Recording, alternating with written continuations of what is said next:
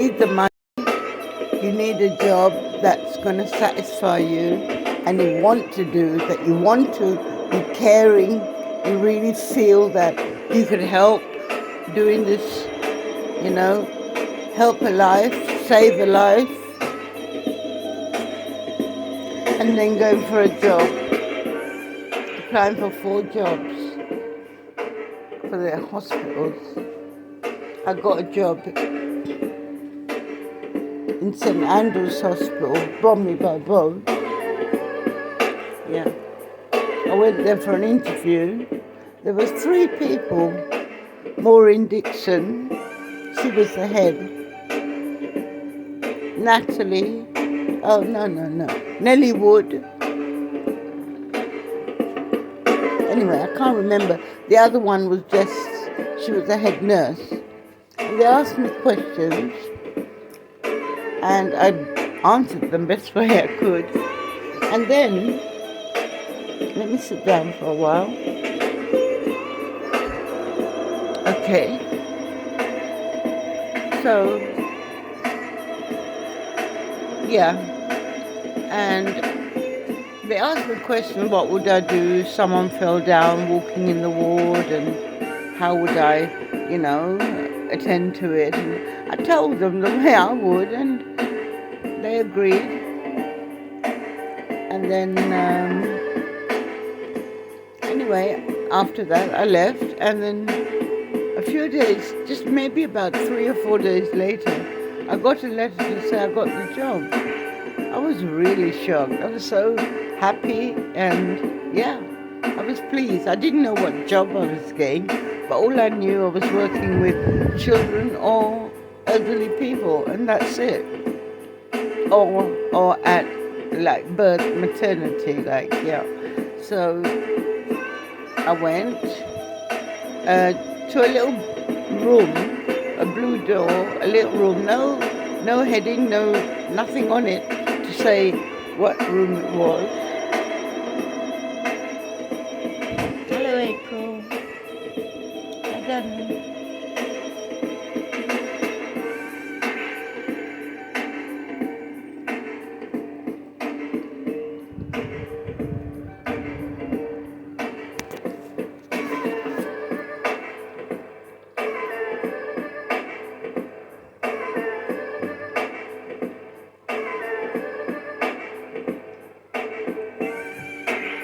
Can't you get up there? Okay.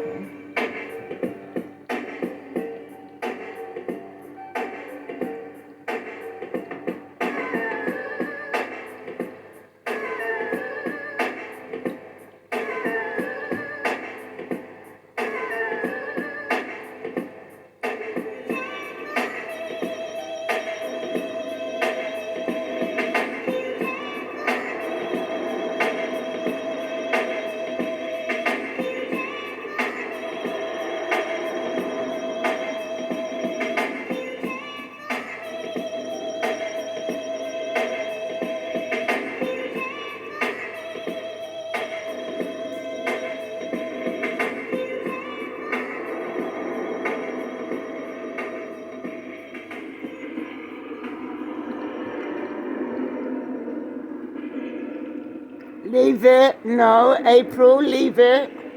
Leave it. No. No, come.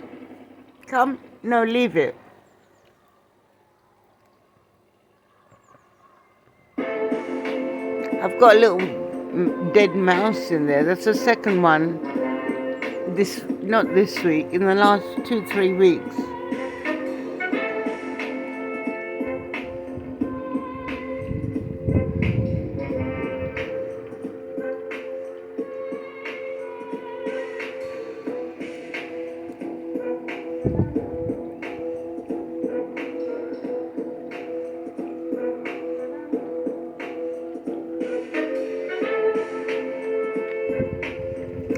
April, no.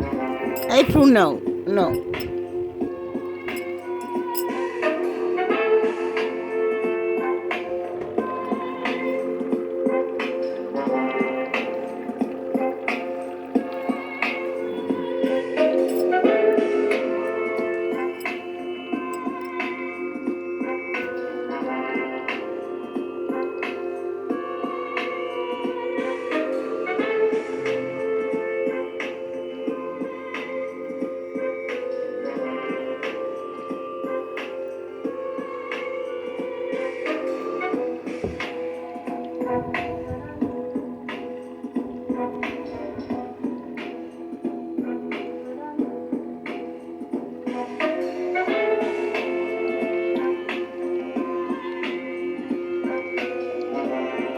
looking for it. Oh, April.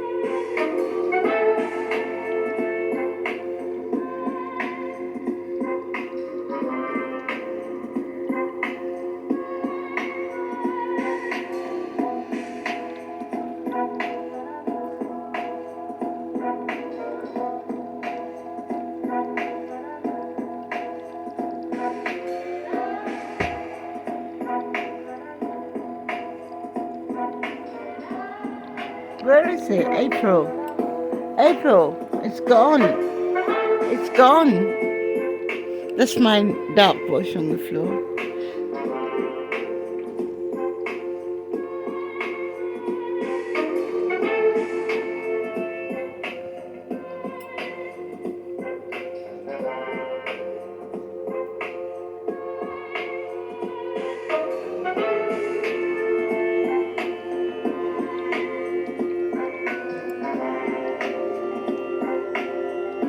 Being curious and aware.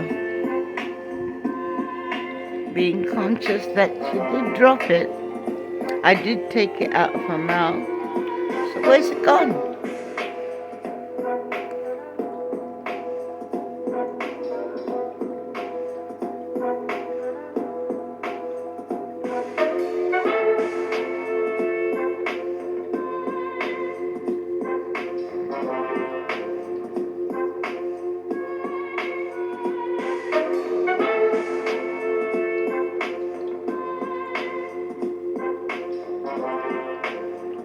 Yeah, as I was saying, I went into that blue door little room.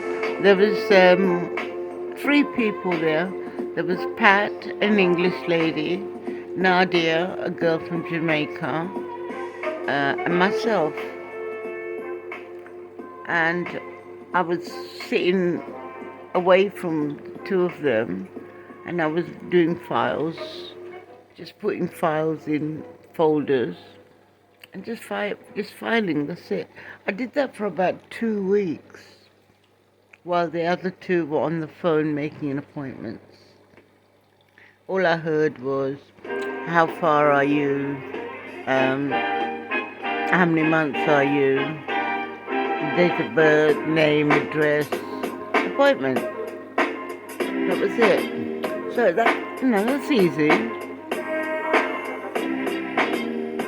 I thought babies, obviously. I thought it's maternity, obviously. Carried on. Then after 2 weeks, I went on the phone, answered the first call,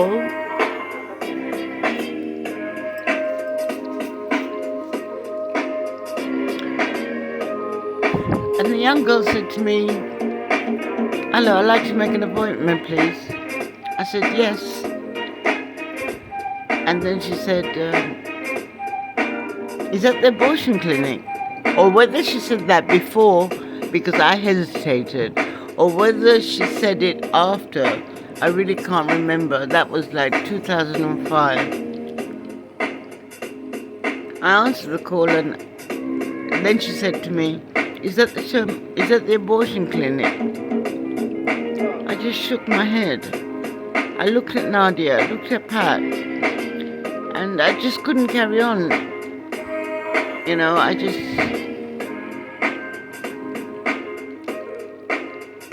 couldn't carry on. But I signed a contract, so that was my job. Otherwise it would be breach of contract. And I don't know what happens then. They can't do nothing if you don't like a job and you walk out. Really, can they? I mean, if you sign a contract, I didn't pay to go in, so I don't pay to come out. if it's like say an internet contact and you have to pay for it to be connected, you pay for it. Otherwise you don't have it. But like a job, if you sign a contract and you've worked there for a little while, not experiencing the work, and then finding out it's a termination clinic, and that's, I mean, I was brought up as a Roman Catholic, not that I am now, but that feeling of torture,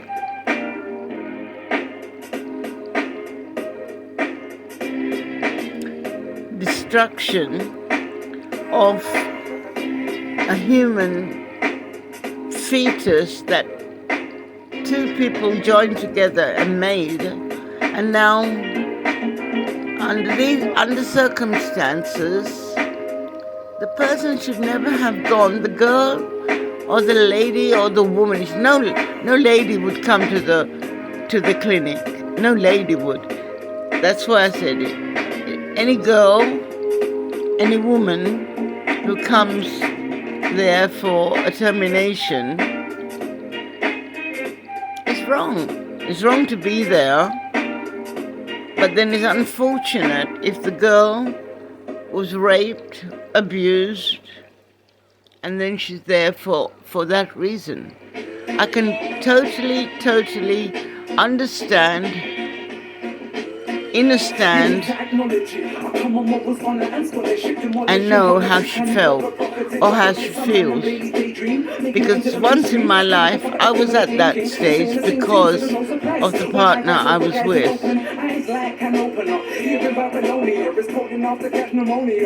And the only time I hesitated when I was 6.5 months pregnant was when I met a nun in the church, in the hospital, St. Mary's Hospital.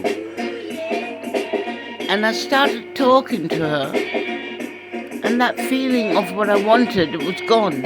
I didn't want to do it no more. I had to send Christopher around my neck because I couldn't wear a cross no more, because the cross, to me, Jesus suffered on a cross, and he died for us.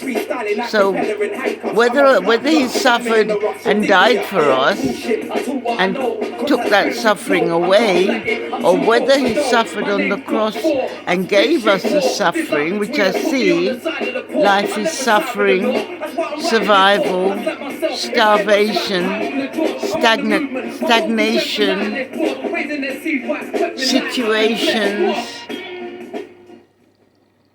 secrets, everything that starts with an S.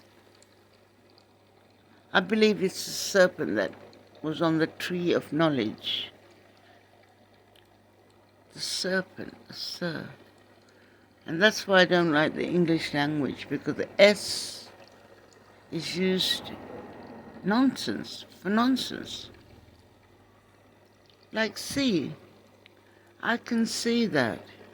Isn't it the letter C? Isn't it the symbol just C? Why is it sir? Sir. Sir is S-I-R, sir. And S-E-E, no. Even the sea, S-E-A, the ocean sea, it's a sea.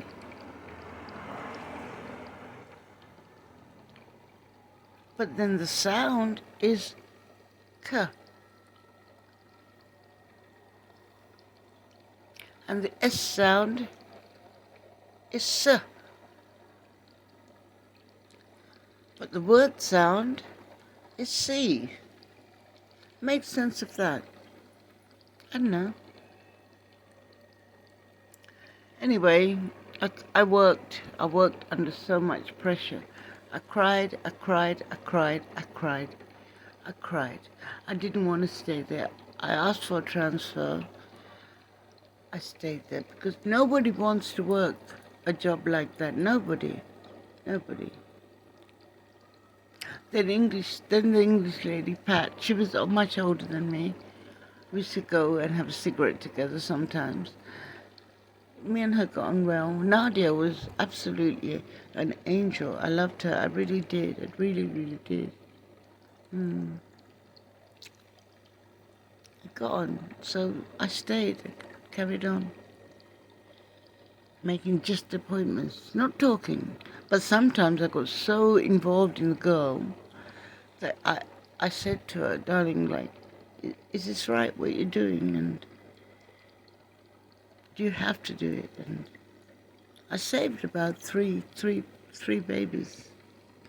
Yeah, I did. One was a Rasta man and his Caucasian lady, wife, partner, girlfriend, don't know. Yeah. And one person came to the little office with the baby in a carry cot and said, bless both of them, the father and the mother of the child. They came in blessed. I had a letter on the wall from someone. That's all. I forgot to take. Anyway, I left. I couldn't work. So I was off for 39 weeks.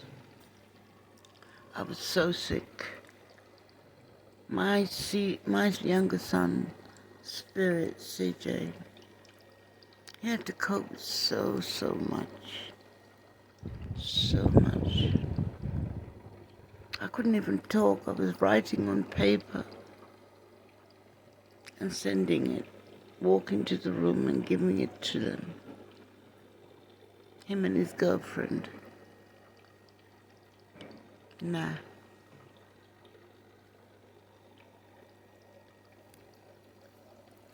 Finally, after 39 weeks, they transferred me to another job because my contract was 2 years. I had to stay there. So I got a job in midwifery. That was lovely. I enjoyed it so much.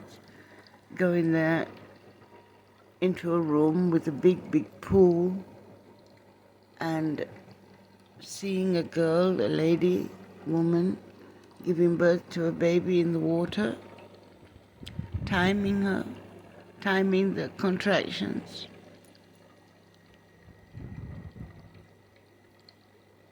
And when the baby came out for the first time, I said to the head midwife who was standing next to me, quick, the baby is drowning, take the baby out. And she just said, no, it's okay, it's all right, don't worry. And it was all right. The mother picked the baby up in her arms. It was all right. The midwife cut the cord.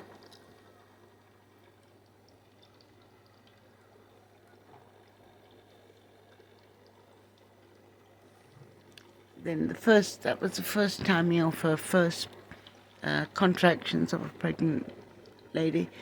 So, the head midwife, I can't remember her name, she was such a good lady. She was so nice. She was Asian. She wasn't Asian, she looked Asian, but she was West Indian. Yeah. Her hair was like the way my hair is right now. Yeah, she said to me, you timed it really well.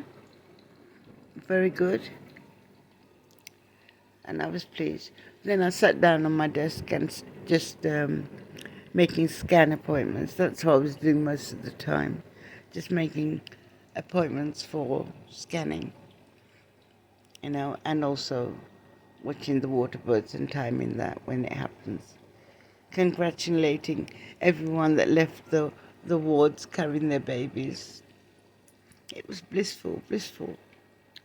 Then after just 2 weeks of working there, Hilda, the manager of that department, came up to me, a West Indian lady, mixed African, West Indian. She came up to me and she said to me, okay, now this is finished. You're not working here no more. So I went back to the head office and they said, now you're working for the recruitment office. So I went for an interview there, and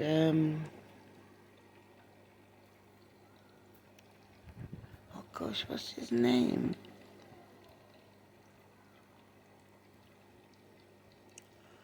Oh my gosh, I never forget his name. He's a soldier. He's got one full leg and one half leg with a wooden bottom. Mark, that's it. Why didn't I remember Mark? Because Mark was my ex-husband's name as well. That's why I forgot the name Mark. Okay, Mark, yeah. He tested me and he said, okay, can you type? Do you know how to use a computer? I said, well, sort of, just learning. So I had a very old computer at home and that's what I was doing. And then he said, okay, can you type? I said, not really. I said, with 2-3 fingers I can type. He said, that's good enough. And, he was so good. He was so nice. And then, I went into like a big room and he had 1, 2, 3, 4 desks.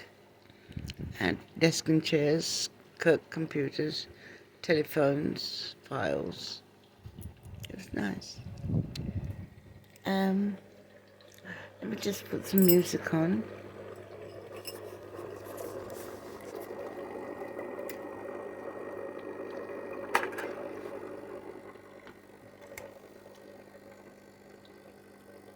That was that one playing.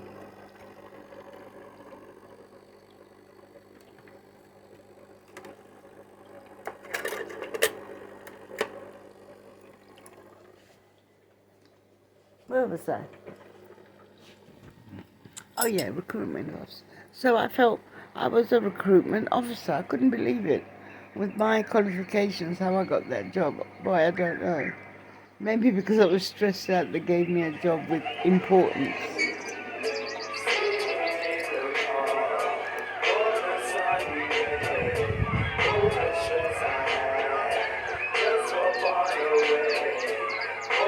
Yeah, so, but I really enjoyed that job. There was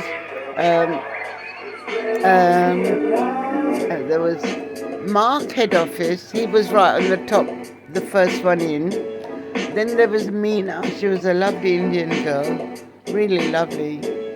I don't know if she was Indian, but she was Asian. And across to me on the left-hand side was Andre, an English, quite very big, quite broad young man. It was good. But you know what happened? On a sunny day, all the stress I had just gone away. Coaching on the grass, looking at the sky, sitting in the park is where I feel alive. Well, what happened was, before I left the pregnancy advisory, there was a new girl that started there, a new lady. Her name was Bola, married, 2 children, lovely. I think she was Nigerian. She was the first Nigerian person, I think, if she was Nigerian, that I did like. I don't know, something. I find Nigerians very loud. I don't mean to be, I'm not in any way declining this, because I don't mean what I'm saying. It's just, it's something that spiritually connects to me, not in reality it's not connected to me. So,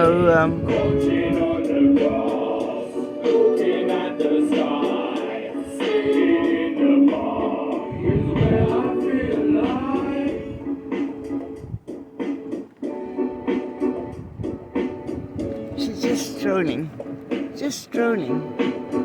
on a Monday, just strolling. Good morning. You're on YouTube. You are on YouTube.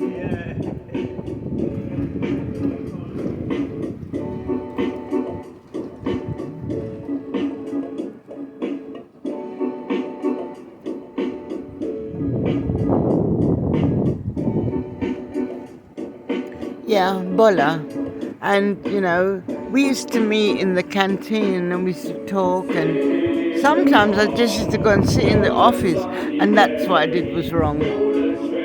I got it all back. Everything got back.